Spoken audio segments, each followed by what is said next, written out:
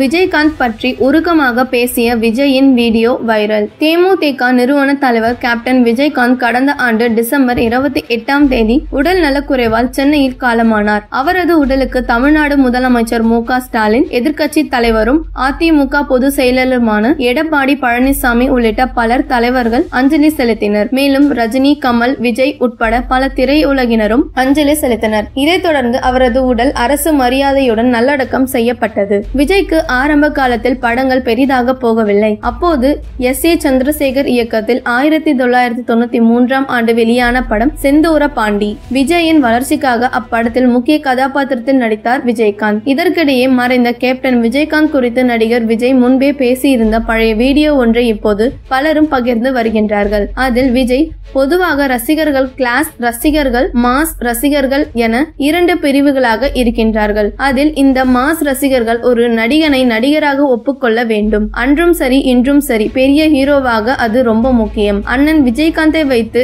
எனது தந்தை ஒரு படம் எடுக்கும் போது அதில் அவரது தம்பியாக என்னை நடிக்க வைத்தாரு. விஜயகாந்த் சாரை பார்க்க வரும் ரசிகர்களுக்கு அவர் மூலம் அந்த படத்தின் மூலம் நான் அறிமுகமாகிறேன். இதற்காகத்தான் அந்த படத்தை எடுத்தார்கள். அந்த படம் வெற்றியும் அடைந்தது. நாங்கள் நினைத்தது நடந்தது என்று கூறியிருந்தார். அந்த வீடியோ இணையத்தில் ட்ரெண்ட் ஆகி வருகிறது.